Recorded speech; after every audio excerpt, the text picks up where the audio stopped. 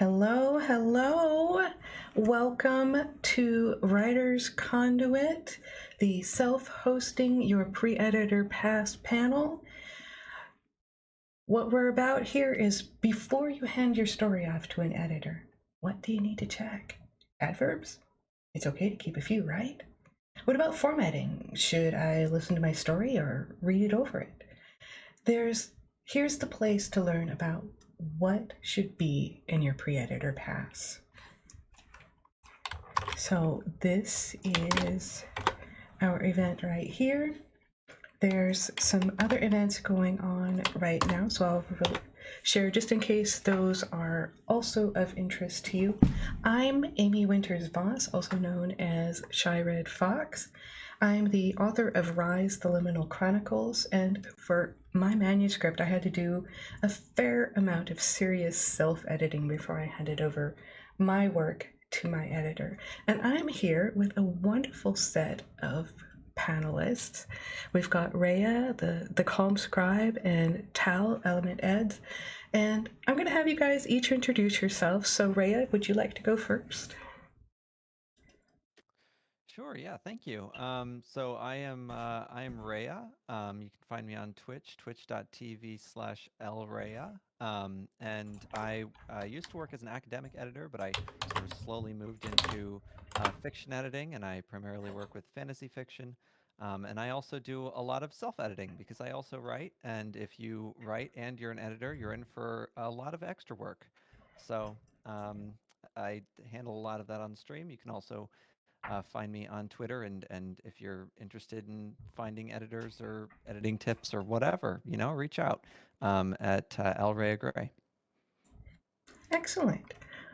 Okay, Scribe, would you like to go next? Thank you. My name is TheCalmScribe. My Twitch handle is TheCalmScribe. I'm Travis J. Crokin. I'm a writer, and I'm also a streamer with Twitch. I typically stream on Monday nights. I work on my novel, The Lion of Archinomus, which is a science fiction novel that we're working on stream. And on Thursdays, I have a variety of things that I do with other creatives and as well, with interviews and panels and such. I do a lot of self-editing because I do a lot of writing and I like to send things off to my editor in a pretty good shape before they have a look at it. So I do a lot of self-editing for myself, and I also work with Plotter. Excellent, excellent. All right, Tal, can you tell us a little bit about yourself? Hi everyone, I'm Tal. I float around on Twitch as ElementEds, so you'll see me hanging out. I've been a fiction editor for 10 years. I've been doing that full-time now for nearly 7, and I specialize in fantasy and science fiction. I stream edits and creative writing, but I also stream edits with client permission. So if you ever need help or need some information on how to do something, come stop by and I'll help you out. No worries. Oh, that's awesome. Awesome. Well, this is the point where I hand it over to LRhea. Well, thank you for such an awesome introductory phase there. So yeah, let's dive into it. And I think probably the best place for us to start is maybe just what is self-editing and why, like what does the process of that look like on a sort of concrete level, if that means, mechanics?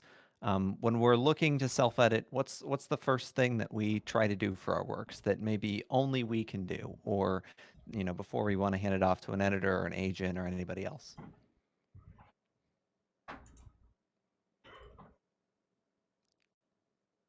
I think you mentioned, I'll pass it off to Scribe here first, since I think you mentioned, you like to prepare your work before you pass it to your editor.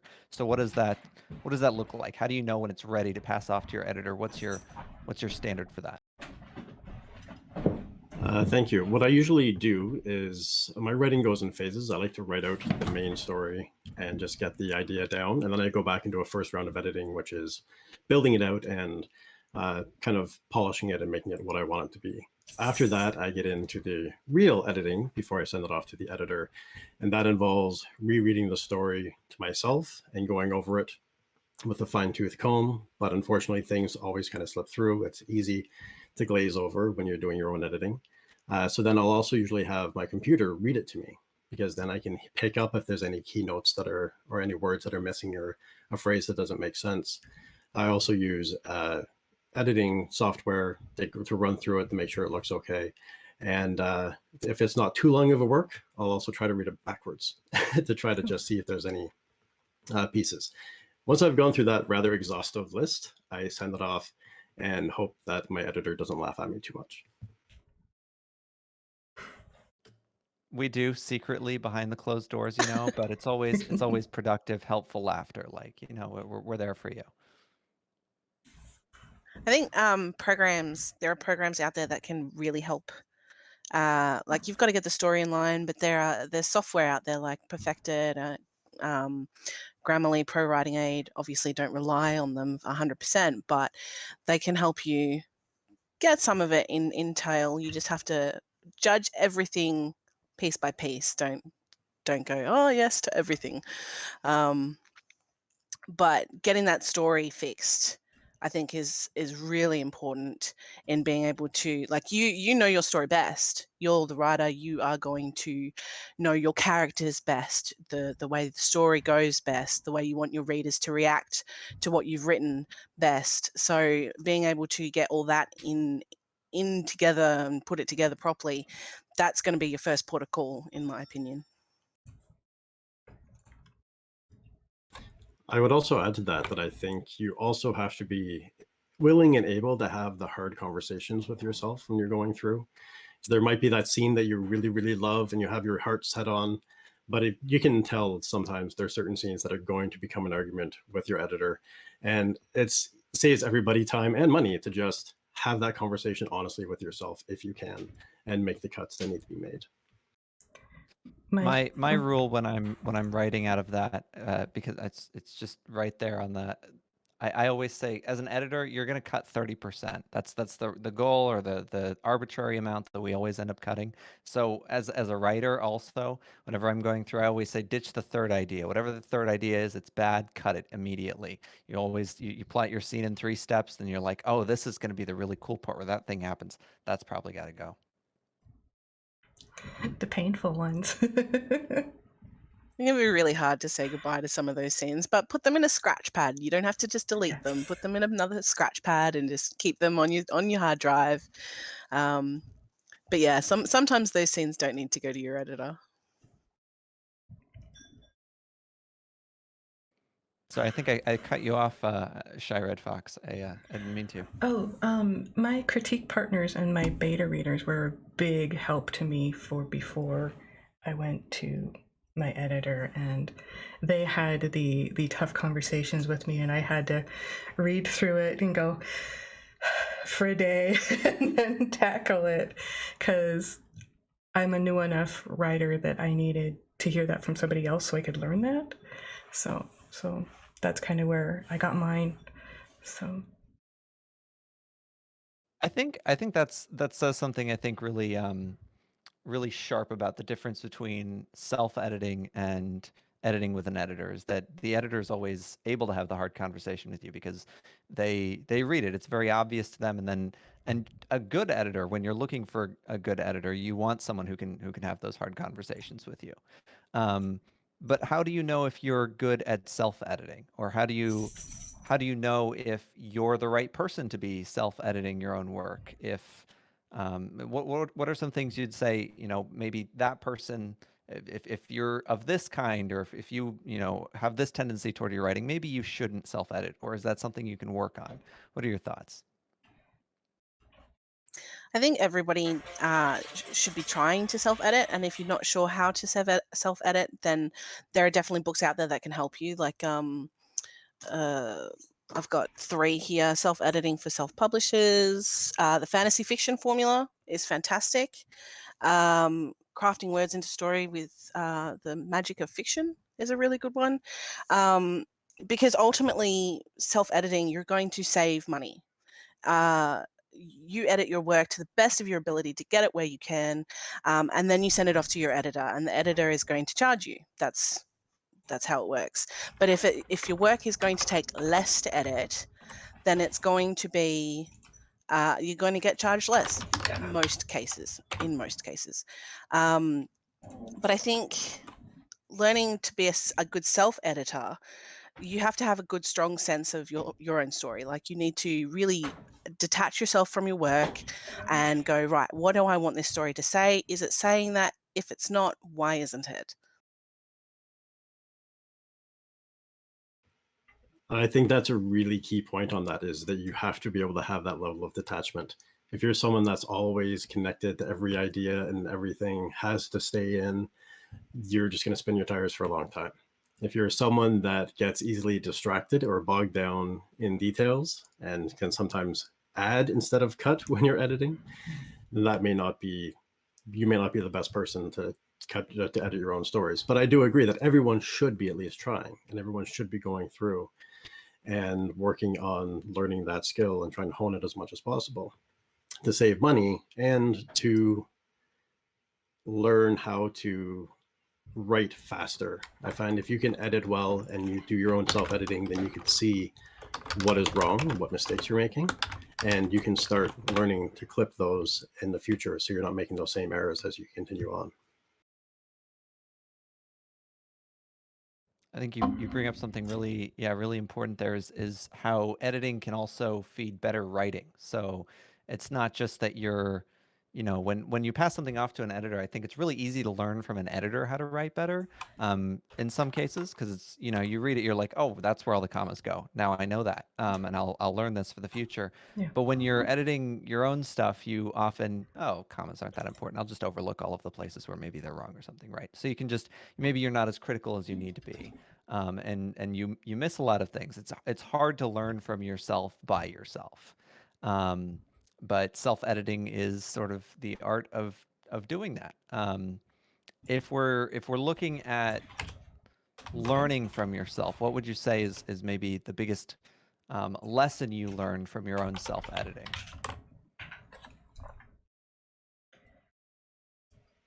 I would have to say, every once in a while, refresh yourself on the rules of editing, the rules of writing. It's easy to get into a spot where you're like, oh yeah, I know everything. And then you slide in to some bad habits. And I'm ashamed to say that I had a love affair with a semicolon for about a month, where it appeared in all of my paragraphs. And this was a piece that I went back and I looked at, and I was like, wow, what was going on with me during this period of time? So one of my biggest lessons is don't have love affairs with semicolons, and reread some of the old books to dust off the memory a little bit. I think anytime that you're self-editing, you're going to be needing to sort of refresh each time. Like, as editors, we have to keep up with where we're at. We can't forget stuff, so we have to keep reading those books. Reading Chicago Manual Style, yay, that's fun. Strunk and White, there's just the books everywhere for it, but it's knowing where to start with your own writing that I think is the biggest problem when you're self-editing. And having an editor to work with is sort of circular in that an editor is going to help you learn how to self-edit. They're going to teach you the best ways to approach your work, remove those pesky commas, add those pesky commas in depending on what you need. And having that support system there, especially for a first book, can be really critical, so that it makes you into a better self-editor for later books. But yeah, not everyone is going to hire an editor straight up for that first book. They're going to want to self-edit first, which makes perfect sense. And you do what you do. You do what you can get done, and you take it slow, and you approach things one thing at a time. Is my rule. Is do characterization first. Are your characters doing what they need to be doing? Then work on the big picture items first, and then move into the nitty-gritty stuff like spelling and punctuation, because you're not going to be wanting to fix stuff that is stuff you're not going to keep. If you're removing 30% of your story, for example, you're not going to want to be fixing commas and that kind of stuff in the sections you're removing, or trying to fix stuff when you're adding stuff.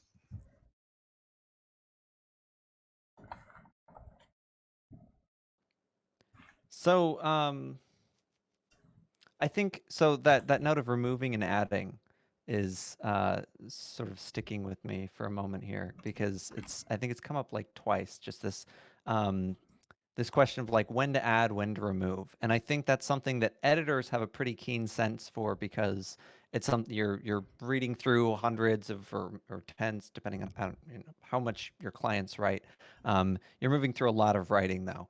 And at once you can see like, okay, this is the formula of plots for fantasy books. To some extent, it has to follow this formula ish, and this one doesn't. So this is where you fell into a pit here. You need to fix this, cut this, or add this, and it'll fix it. But when you're editing your own work, there's a lot more ideas where A, it can be hard to cut them, or B, it can be hard for you to admit that you've got to add more in the story to bridge this gap. You've got these 2 chapters. It's just not working. There's something missing. You need more to build in this character, whatever it is. Do you feel like you have any thoughts or tricks or suggestions for people who are struggling maybe to identify where should I be looking at cutting things, and where should I be looking at when do I know I need to add something versus I could just maybe like kind of rework something a little bit over here instead of like having to fully add something new?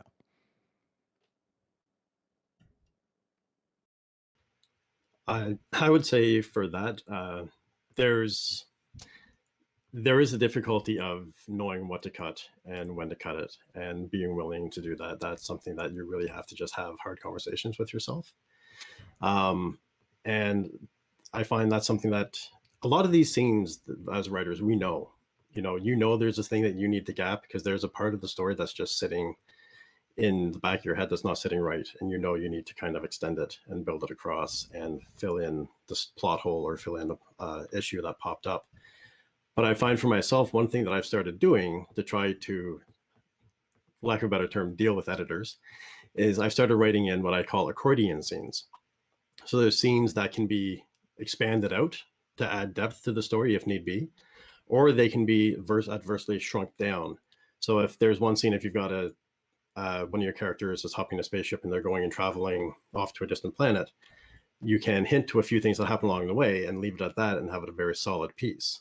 But if you realize you need to add more depth to that chapter or to that section of the story, you can go in and fill in some of the gaps in what happened on that voyage going across. Or the same thing, you can have a scene where you describe that voyage for what's happening and you realize you need to save space. You can chop that out and bring it down to a nice compact section and still keep the scene in good shape.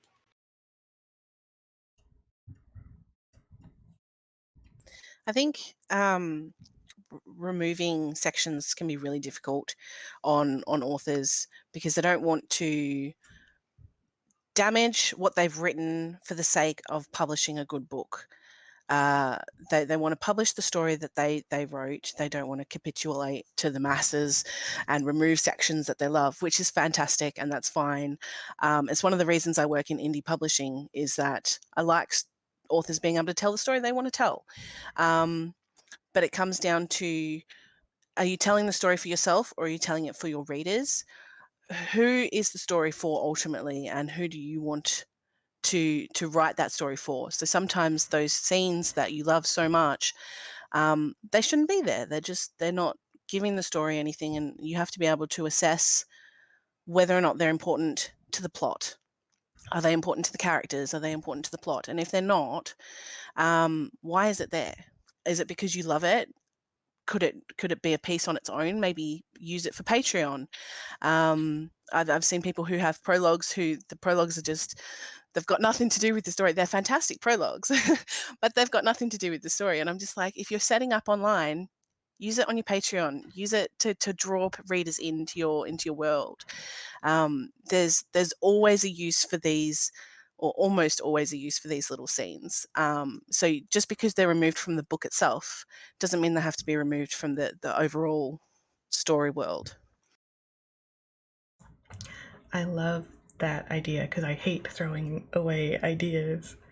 My problem was usually not so much having to cut, but usually making sure that it was expanded enough. So I had to go and look at, because I'm new, I had to go and look at like the hero's journey and the heroine's journey and compare to where things happen. You know, it's never exact, but approximately where things happen, and it really helped me fill it out. So that's one of the things I had to deal with. Yeah, I think that was something that I really struggled with as well early on, was like there's this, I have a I don't know how, I think this is probably common. This desire not to follow formulas, this like very intense desire that the moment I saw the hero's journey, I was like, I need to subvert every part of this. And the unfortunate reality is that just doesn't usually yield very good stories. And that's why there is a formula, because that's what we've all collectively agreed on is pretty.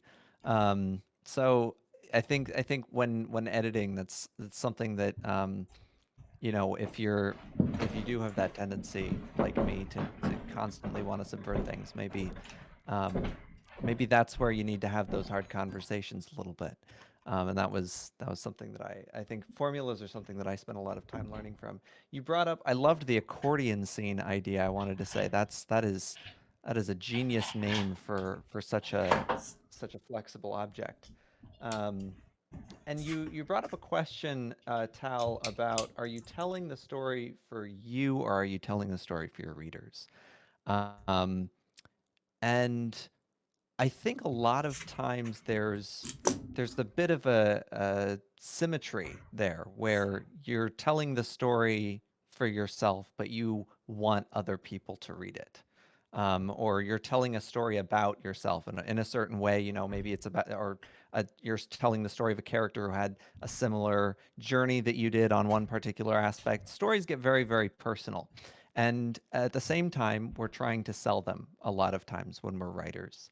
And when we're editing something that we have that's very personal to us, and at the same time trying to market that to other people, we encounter the challenge of self-editing. So how do you overcome that challenge productively? And I think one of the easiest ways probably to overcome this is to start by making goals. Because if you go in and you're self-editing without goals, or without an idea of what you can self-edit, you're probably going to get overwhelmed. It's kind of like going in to renovate a house and not having a plan for what you're going to do, like renovating the walls and painting them and things like that. Um, so what are some goals you would make when you're self-editing, or even just editing? I think normal editors have goals as well when we go into works. What are some goals that you usually set for yourself? So I think usually the goals, just to go on to that for a second, is to keep them small. The amount of things that we've got to do to edit our work, like whether that's self-editing or editing a client manuscript, the amount of work it's huge. So don't ever feel like you're failing at it or anything like that. It's just make a list and check it twice. I made a list too, because again, I was so new at this. I had to like make a very specific list. Are the senses used here? You know, do I have white room syndrome? A lot, because I had that a lot at the beginning. So I had a big long list of, you know, making sure that things flowed well, and the list really did help me a lot. Yeah, and one of the things that I like to do, because you're asking if there's like, what are some of the goals that we set for ourselves? So one of the things I look for is to go through and do an edit to see if the characters are doing what they're supposed to be doing, and if they're following their personality, like if their characterization is right as they're going along. I also look for what I call speed bumps. And those are things that are going to throw the reader out of the story, being it too boring of a scene, too long of a scene, something that doesn't make sense, something that's confusing to the reader. I try to look for those, because you want this reader to be in your story and continue to flow along smoothly with it. And the more you throw them out, or the harder you throw them out, the easier it is for them to put the story down and walk away. So these are some of the things I look for. Like, are there speed bumps? The white room syndrome, definitely. Are things built out enough? Like, is there meat on the bone, if you'd like to say, of the different scenes and of the stories we go along. So when you I see some broadness across the goals. I mean, I know we mentioned very specific goals, but it sounds like the goals can be very different. Where we can go in with, are we are we checking to make sure that we don't have white room syndrome, or are we checking to make sure that our characters are following their personalities throughout the story and through the scenes, or even as simple as, are we checking to semicolon use? The when you're going through those, do you restrict yourself to just one kind of editing? Say, I'm only going to do line editing, or do you do it all at once, or what kind of For, editing style do you? for me, I do, obviously clients hire me to do a particular kind of editing, but when it comes to line editing, there tends to be like a micro developmental aspect to it, along with technical copy editing, which is the norm. It's a holistic approach. It's the norm in fiction editing realms, but with approaching it, I tend to do one round where I'm looking at the story. Like, I'll go over the story. I don't want to be told too much about it because I want to know, I want to see those blind spots that authors have for their own work. And if the author tells me too much about it, I can't see those. So that's something that, authors don't really get an opportunity for, unless you distance yourself from your book for a couple of months, and then you'll pick up on a lot of those things. So distance is good. And then the second run is usually fixing a lot of those errors, like the spelling mistakes, homophones, commas, punctuation, the technical stuff. But it's usually getting the story straight first, is where I start off. And as I was saying off the top, that's kind of what I do as well, where I'll reread the story just to see how it's flowing and how everything is going, and then have the story read back to me by the computer so I can hear it, how it sounds. Because again, it's very easy to slide into kind of a trance and, oh, I know where this scene is going, and your brain starts thinking about something else, and you're really not paying attention to what's being read. And then when it gets into the technical editing, that's where I was talking about reading it, like using some programs, but also reading it backwards, in the sense that you're reading the last sentence of a paragraph and then the next, and working your way up, because it stutters your brain and doesn't allow you to get into the flow of the story and kind of glaze over. So that gives you more of a chance to look at punctuation and all the other grammatical issues and things that pop up that way. I had to kind of do chapter by chapter because, again, I was new, so I would do the best I could with the chapter as a whole, and then I would listen to it all the way through with the computerized software on my iPad, and then we could go back again and then try to look at all the commas and whatnots. So.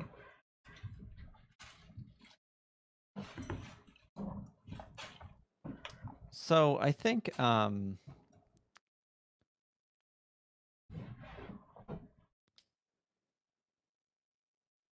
sorry. So if we're looking at self-editing, how do we know when we need to rewrite or rework something? I think that's probably one of the biggest things that a lot of people who embark on self-editing struggle with, is, I wrote this, and at what point is it Michael, can you not salvageable rock? as a piece of writing, and at what point do I just need to Can you rewrite not rock? this whole chapter, this whole scene, or the whole book? What would you say to somebody who says, how do they know? I think ultimately, with most of the clients I've come across, once I tell them a scene isn't working, they will sit there and they go, I knew that, I just didn't want to admit it. I think admitting to yourself that something isn't working is a first massive hurdle step. Trying to figure out those scenes that aren't working. Generally, you'll find they're not connecting well to the content around them, the content before and the content that comes after. They don't integrate well, so the content that you're thinking about deleting or not sure about isn't reflected throughout the rest of the work. You know, there's little steps you can take to check each section, but generally if it's not flowing with the rest of the work and there's a little hiccup, it can be the start of a big problem. That's exactly it. Finding those spots that just don't sit right with you, that kind of don't fit in, or that you're trying to gloss over because you really, really want to keep that part in your story. But for this, honestly, for me, my signal on this, for most stories, unless it's something small like a flash fiction, is beta readers, and listen to them. Give your story to other people, not just friends and family. You'll be surprised how many people out there will want to read your story and see what's going on with it. And don't fall into the trap of, oh, well, they just didn't get my vision, or they just didn't understand what I was trying to say. Actually listen to them, because they're giving you a space in their brain that you're getting for free. They're helping you with feedback on your story, and they're also saving you money from your editor down the road. Big time. If you have 2 out of 3 beta readers who are confused by what you're saying, you've got a confusing section in your story. Oh, definitely. My beta readers were really seriously the salvation of my story, because they really helped me see that. And I had 8 of them, because I didn't know how many to have. And 8 people volunteered, and I took them all and was glad to have them. It was a lot of input, but when even one had something, I had to think about it. But definitely when there was 2, it was like definitely an issue. So 8. That's an impressive amount of beta readers to collect. I was shocked. It's a great number. So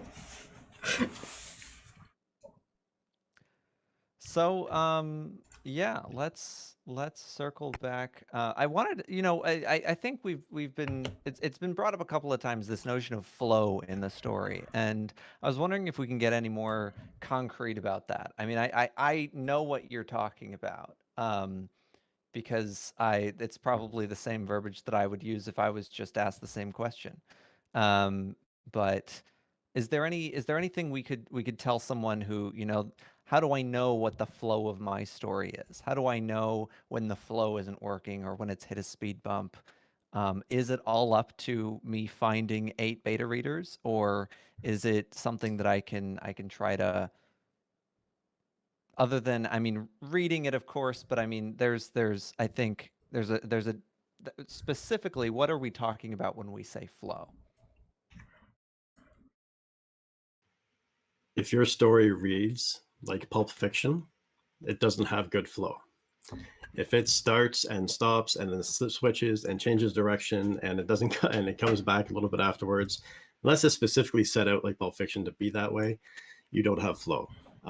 One way to keep flow, I would say, is to, like you said, use a template, use a tried and true structure. It's not a matter of plugging in words into the exact same thing. Like, you can stretch templates and play with them and massage them a little bit to make it your own, but use a template, because that does create the proper ebb and flow. Because you can't, part of the flow is the pacing, and you can't have it just be fast paced through. There needs to be pauses. There needs to be moments of reflection, moments of catching your breath, moments of fast action. And if at any point you're reading it and you're being truly honest to yourself and you feel you lose interest, you get distracted, something that you read makes you think about something else, then these are things that interrupt flow and will make the reader put the book down. Everything the scribe just said. Just everything. Editing, with in the editing realm, we're seeing a lot of problems with flow because of Scrivener, of all things. Scrivener encourages you to do it in like these little sections, which is great when you're writing, but it can cause a lot of episodic sort of chapters and disconnects between the content that was and the content that is and that kind of thing. So a lot of flow problems you'll see can cause your writing to become episodic, or it can be stilted. It can leave off in one section really abruptly and not flow through to the next section that well. So your connections can be really off in some aspects. So that's something to keep an eye out for, especially if you use Scrivener. I mean, there are other programs that will cause the same sort of hiccups in your work, but going through your work in as one big piece as much as you can, like no one's going to sit there and read their entire book in one day. Well, there will be people that do that. So let's put that caveat right there. There will be people who do that. But yeah, reading it as much in big chunks as you can, just to see where those little hiccups are in the flow, and then find out what's causing those hiccups. Is it just a bad connection, or is it a scene that needs to go? And I think part of that too is also, like I said before, the pacing of it. If you've got a standardized pace that the reader has come to expect and grown comfortable with, and all of a sudden there's this 32-page long, very detailed war scene in the middle of the book, that completely destroys the flow and distracts the reader off of what you're doing, and you're going to have a hard time getting them back.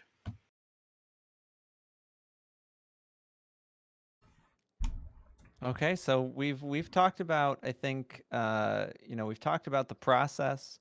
We've talked about some of the challenges we face when we're self-editing.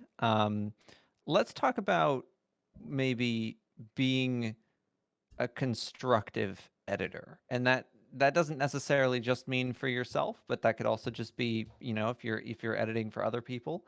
But what does it mean to be a constructive editor, and why might it be important to be constructive in a job like editing, which is often the process of saying, like, cut this, take this out, we can remove this?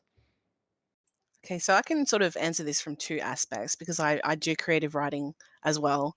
From an editor's perspective, you've got to be constructive, otherwise you're going to rip people apart. Like there's so much that we have to tell clients, don't do that. Shh, we love you, but you can't do that. But if you tell them, don't do that, that's ridiculous, you're an idiot, blah, blah, blah, blah, blah, that's not going to work. No one wants to hear that. It's rude, it's uncalled for. And from a writer's perspective, I've had that. I've had someone rip my work apart, and I haven't written that work for at least a year. I'm an editor. I give constructive feedback and constructive criticism on the daily, but taking non-constructive feedback on board is really difficult. So in order to get through to people, getting through to editors, getting through to editors that you're mentoring or what have you, getting through to writers, getting through to kids even. Like I have 3 kids. Being constructive and positive and helping them through the situation is always going to get you further than just saying no, bad. And that's exactly it. It's a couple of points on that is that, one, having the constructive criticism and constructive editing that comes back from it builds a relationship. It doesn't create this contentious me versus you relationship. It creates a relationship of, we're working on this together. We may not agree, but at least we're standing on the same side of the line, trying to push this to where it needs to go. The other thing with it too is very much like Tal just said, is that it's takes less time to heal. Getting feedback, no matter how positively negative it is, it hurts. It sucks. Having a favorite scene that you wrote the entire book around this one idea, I have to rip it out of the story, is a really terrible thing to have to go through. And to have someone hold your hand and walk you through that process is a lot easier than having someone throw the book back at you and say, fix this and don't call me until you do. Which I've had editors do something like that in the past, which, very much like Tal said, it took me a long time to lay eyes back on that work again. I think it took me a month to even get through their notes of what they had to say on it. We have quite a few questions in the queue. Are we about to a point where we can do that? Yeah, I think so. If that sounds good to everyone. Okay, because we have like 9 questions in the queue, so you want me to just start reading them aloud? Okay. The first question is from writer Lee. They say, in regards to having that honest opinion to yourself, how do you carry that out without affecting your mental health?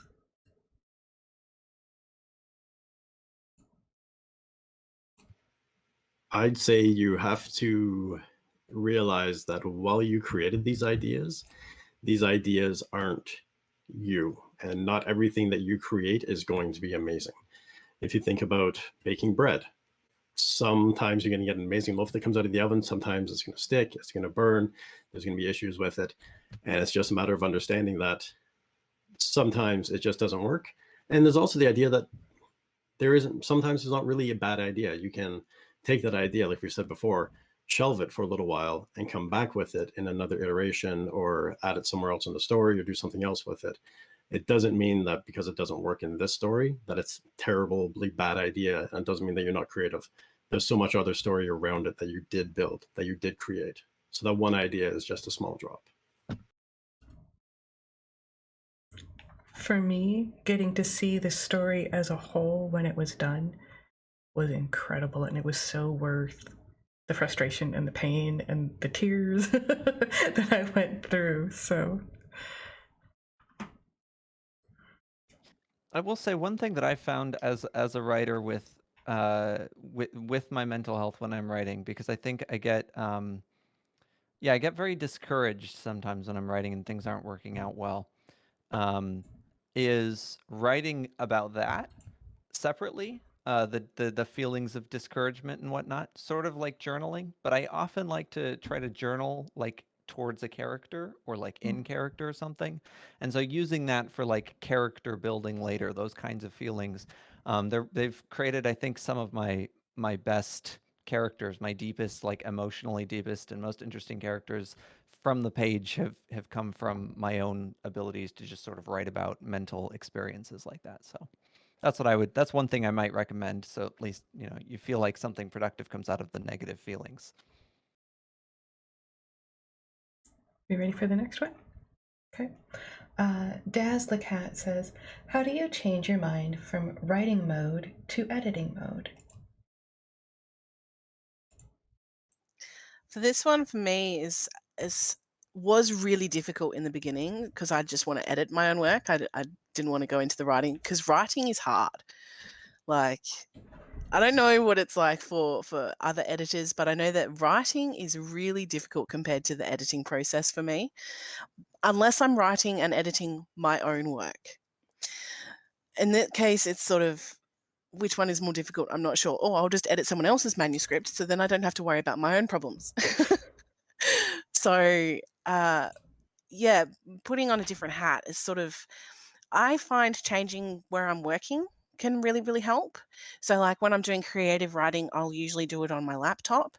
But when I'm revising that work, or editing my own work, I'll work at my desktop computer, which is where I edit client work. So that I'm sort of putting on a different hat. I'm in a different space, and I can sort of divide those two people. I find for myself, it's very much flipping a switch. There's just something in the back of my head that no, I'm not going to be creative. I'm into this to focus. And I kind of, for lack of a better term, muffle the creative part of my brain. One of the ways I do that actually is by the music that I listen to. Whenever I'm writing, I'm generally listening to classical music or instrumental music, because words will carry me away and distract me. And I find if I'm editing, I can listen to music with lyrics, because that's enough distraction to keep the creative part of my brain busy with what are they doing, and I can focus more on the task at hand and not have the flights of fancy that so frequently come along. Yeah, the separation of the hats there, that's, I think, probably the best way to do it is when you have something concrete. I just edit at night, for instance, and in the morning I write, so it's natural night and day separation there. Especially because at night I can drink while I edit. I love that. Okay, next question is by MC or MookieMick, do you differentiate between editing, creating a new draft, and rewrite and polish? What context or stage is the editing in this case?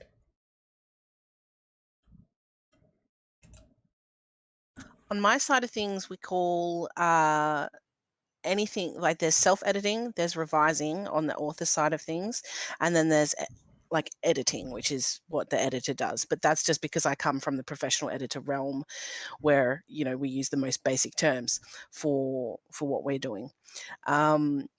So writing and then revising and then self-editing and then editing or professional editing and then publishing and proofreading, or proofreading and then publishing. So yeah, it's lots of so many terms for the same things. There's a lot of different terms, a lot of different ways to look at it. For me, it's the revising, the editing, and everything is all in the first round of editing or in the first batch of editing. When it goes to the publisher or to the editor, then that is the actual editing. And what I get back from the editor saying rework all of this is what I then differentiate as draft number 2. And I'll work through that, do the same editing process, go through all that stuff, send it back. And then invariably, when you get through draft 56, you've got something you can send to the publisher, and it's very good. But it's after you get it back from the editor is when I create a new draft of that story. Oh, and a quick note, I am going to have to leave in just a moment. I have to get ready for another panel. But thank you all very much for being here. Yeah, thank you for being here, Scribe. Really appreciate it. Okay, next question from Lord of the Sword. How do you get into the appropriate headspace necessary to murder your darlings and cut that stuff you might like? I think distance can really help with that, getting some distance from your manuscript so you're not as attached as you might normally be. Like if you're in the midst of the writing depths, you're going to be really attached to that character or that scene or what have you. But if you've given it a couple of months where you're coming back to it to look at it specifically to revise, then you're going to be less attached. But sometimes it hurts. That's why it's called Kill Your Darlings, because it hurts. It does hurt, but like we said, you can save them for something else. You can use them somewhere else. And I find with that, it's just like any miserable task you don't want to do, you just eventually steel your mind to the idea that you have to do it, and you just push on and try not to think of it while you move forward. And again, like was stated before, I think by Amy, is the ability to see everything, to see the whole story and see how it all ties in together and still works without that darling, without that bit, kind of lends support and strength to that as well. It can also help to talk to your story, to talk to someone else about your story, to have like a buddy to tell these things to and be like, oh yeah, I'm taking this person out of the story. I'm taking this character out. I had to cut them. And then if they're as passionate about the story as you are because they love you, then they get to mourn the death of that character now. And you've got camaraderie over it. Okay, next question is from Cozy Rogers. It's difficult for me to self-edit my fictional work because I always know more about the story than readers will.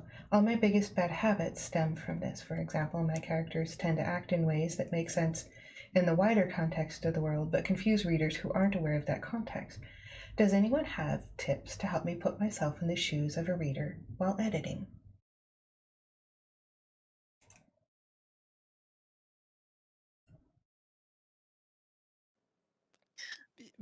Maybe. This is a tough one, but what I would recommend is, so I come from academic philosophy, and so I know a lot of formal logic. And so what I would recommend is trying to do a logic map of the story, and it doesn't need to be super complicated, but basically in logic you have a premise and then a second premise and then a conclusion. And so it's, all blue cars are driven by people who wear hats. And Tom wears a hat, so therefore he would drive a blue car. That's the conclusion. do that with your story, right? Like every time you encounter new information, ask yourself, what does the reader need to know to understand this sentence? And then work your way backward to see what it is that the reader isn't understanding because they didn't get those little building blocks all the way prior in your story. And that's what your story needs to deliver, is those logical premises for them to be able to get to the end and to understand what the conclusion is.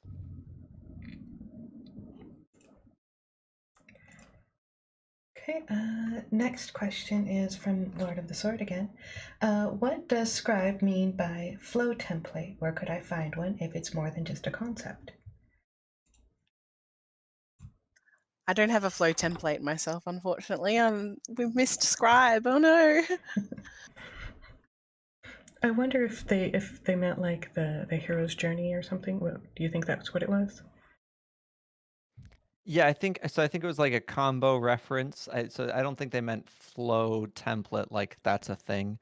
I think it was a reference to, because we were talking about what does flow mean, and then there was also to use a story template like we were talking about before, of like, this is the mystery format, this is the hero's journey. So you want to, essentially what he was saying is you can test the flow of your story against like a template of how story plot should progress for whatever genre you're writing. Okay, the next one is from Dazzlecat. Regarding flow, I like to use the occasional interlude scene that connects more disjointed scenes together. Is that a good idea? So long as those scenes are relevant to the story, it's a great idea. I find you get two ways of dealing with it. Some scenes are completely useless, and you can tell they're just sort of tacked in there to hold two things together, in which case they need to be revised, removed, or fixed completely. Or they add to the story, they add to the characterization in some sense, add to the plot. It really depends on if they're working for the story. If they're not working for the story, they shouldn't be there. But if they are, or if you can get them to work for the story, then definitely keep them around. And Story Girl asks, as experienced editors, can you describe some common smells that indicate a need for change?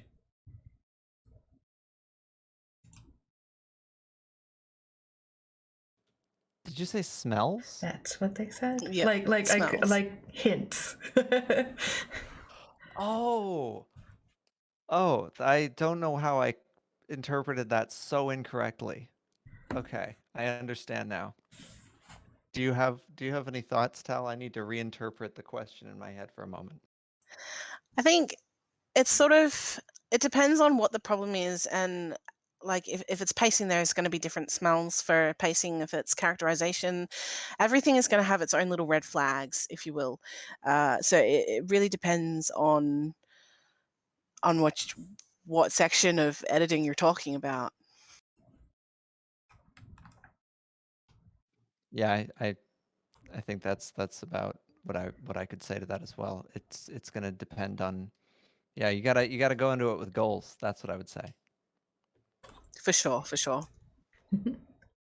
Writerly asks, how do you balance being constructive but being critical as per the job? I saw this one come up in chat, and I've been waiting to answer this one, so I'll take this one for sure. Being constructive and being critical is such a fine line, because if you pretty much all of my clients come to me and they start off and it's their first book, or they've written a couple on their own, and they're wanting to get those edited after they've published them, and they're really fragile. They're worried that I'm going to rip their manuscript up and cut it to pieces with scissors, or with a hacksaw even. And it's editing and self-editing. Any kind of editing is a learning process, whether or not you're working with someone else or you're doing it on your own. It should be about one person working to get your stuff together, or if you're working with an editor, you should be working together. It's not about pulling someone down and showing them the way, and this is the way. I'm not a nerd, I swear, but you see what I mean. Like it's pulling each other up and getting that product that you both love and showing that to the world and going, look what we made, isn't it amazing? This is so cool, you have to see it. And with pretty much every book I work on, I'm like that. My best friend, I'm constantly shoving books in her face saying, look what we did, look what we did, it's amazing. And I know she's in chat at the moment, so I'm sorry, I love you, but I have more for you to read. I also would just say two things on that as well. Sort of on a concrete level, whenever I'm editing something, I always try to provide a suggestion for fixing whatever I'm identifying that's wrong. So I primarily work as a developmental editor, so I work mostly with like plot structure and stuff like that, story structure, and I do less like line editing. But when it comes to like I identify like, oh, this character's motivations are unclear, and I'm not sure why they're doing this action, doesn't make sense in the scene. Here's one way you could fix that if we saw them do this earlier in the scene. And that a way you can like, so I always like, my rule is to always, every 2 edits, one of them has to have a suggestion for improvement. And sometimes those are also the grammar edits where I just link them to a page on how to use commas. But I mean, editing is also supposed to be sort of like an educational process. The goal is not just to make a better piece of writing, but to make a better writer. So, and I think you also have to go into it with that mindset, that agreement between your editor and yourself has to be a productive one, that you both know it's for the betterment of the writing and the writer. And I think explaining it to them, like giving them suggestions, helps pull them, by them I mean the author, to our side, to go, hey, come over here, have a look at this. This is what we mean by XYZ. And you're at the same side of the table instead of across from each other. You're not going, hey, do it this way and blah, blah, blah, but more like, come join me, let's work together, and this is a way of doing it. Do you see what I mean? And then they can sort of take it from there and do what they envision for their book, which is just, I love watching it grow. It's amazing. Cool.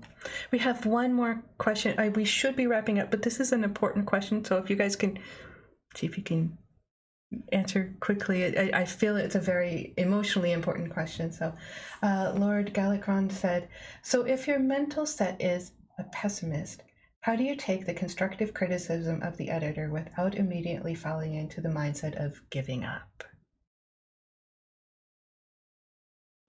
I'll jump in first here. I would say don't read the feedback immediately, number one. Always, I once received my novel that I'd been waiting for months from my editor from, and then they actually took a delay on it, even like a month delay. So I was especially excited to get this feedback. But the moment I got it, I knew I had to wait because it was too much. There was too much time that I'd spent on the project, and I couldn't just like immediately go from being excited, being happy to see what would essentially be a bunch of things I needed to fix. So I waited until I was sort of calmer and just sort of like level about it going in. This is the business arrangement. And then I went through them, and I went through them. I went through them a couple of times, and every time I just tried to keep in mind, this is a person who's trying to help me, and their comments are not voiced the way that I'm reading them. Because you always read, this is not how you use commas. And what they meant was, this isn't really how we use commas. Definitely that delay, definitely giving yourself that delay, and understanding that when you're working with an editor, that their job is to tell you what's wrong. Like basically at the very most fundamental level, we're there to help you fix what's wrong with your work. If there wasn't something wrong with it, or wasn't something, sorry, that should need addressing, I should say, rather than wrong, you wouldn't be coming to us for help. So got to take that into consideration when you're looking at that report or looking at the edit, and just go, right, okay, this is someone is helping me. It's not an attack, but still feeling like you're being attacked. That can happen. It's happened with me before. I've had it with my own work. I've had it with clients who thought that I was not getting my point across well enough, apparently. and they felt that that was the case, and it's just a matter of sort of breathing through it. It's not easy. For me, it was. I know it's kind of hard to see the long run, but after, I don't know how to explain, but after you can see the whole, it's amazing. You just have to trust your editor and yourself that you can get there. So we are at the hour, so we do need to wrap up. Was there anything else you guys needed to say before we wrap up? I just wanted to thank you, ShyRedFox, for hosting the panel, and LRhea for putting together all the points, and thank you for helping me not feel so nervous, and thank you to everyone in chat for being absolutely fantastic. Thank you so much. Yes, thank you. Thank you, Rhea. Thank you, Tal. Thank you to Scribe, who had to run off. Thank you guys for being here with us. I would like to, let's see if I can copy pasta the thing so we can kind of see what's up next. We will be heading over to Flash Fiction with Games GM hosting it. So I want to thank you guys, and my raid shout is going to be the difference. So I will type that in, and then we'll go raid. Hopefully I spelled that right. But I am, if you guys can't remember, I am Amy Winters Voss, also known as ShyRedFox. I stream on Mondays from 12:30 to 3:30 p.m. Central Daylight Time, and it has been a true pleasure to be here with you all. Thank you for the bits, for being here, for the questions, for the channel points, everything. And we'll see you guys over in Games GM channel. Remember to say, be the difference.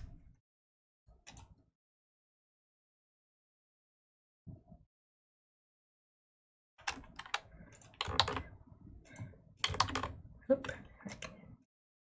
Should not type that again. Let's see. Oh, hit too many E's.